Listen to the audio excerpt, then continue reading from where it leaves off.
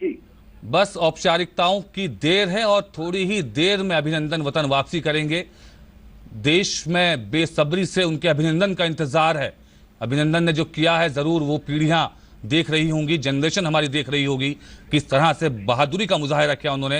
और अब वो 2 দফা সময় পেছানোর পর ভারতীয় সময় রাত 9:15 নাগাদ অভিনন্দনকে ভারতীয় কর্তৃপক্ষের কাছে হস্তান্তর করল পাকিস্তান। ভারতের পক্ষে দুজন এয়ার ভাইস মার্শাল ওয়াঘা সীমান্তে তাকে গ্রহণ করেন। Wing Commander Abhinandan has just been handed over to us as per standard operating procedure of the Indian Air Force. অভিনন্দনকে অভিনন্দন জানাতে সকাল থেকেই ওয়াঘা সীমান্তে জড়ো হতে শুরু করেন ভারতীয়রা। এর আগে স্থানীয় সময় শুক্রবার বিকাল 4:30 নাগাদ পাকিস্তানি সেনাবাহিনীর কনভয়ে ওয়াঘায় পৌঁছান অভিনন্দন। এদিন সকালে তাকে প্রথমে ইসলামাবাদ থেকে সড়কপথে লাহোরে নিয়ে আসা হয়, সেখান থেকে আনা হয় ওয়াঘা আতারি সীমান্তে।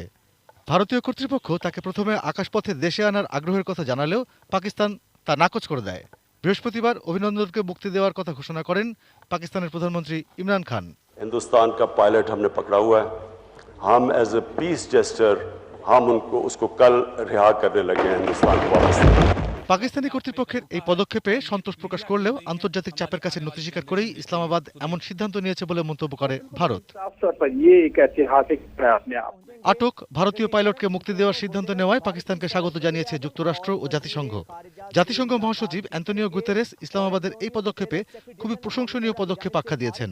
উত্তেজনা নিরসনে দুপক্ষকে সংযত আচরণের পরামর্শ দিয়েছেন তিনি। Of Abhinandan, and just like the sun, এর আগে উইং কমান্ডার অভিনন্দন বর্তমানের বাবা মা বৃহস্পতিবার রাতে চেন্নাই থেকে দিল্লি রওনা হয়ে যান। বাবা এস বর্তমান অবসরপ্রাপ্ত এয়ার মার্শাল এবং মা শোভা বর্তমান একজন ডাক্তার।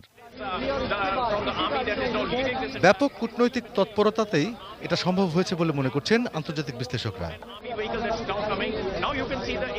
অর্পণ Maitra, desk report, ATN news.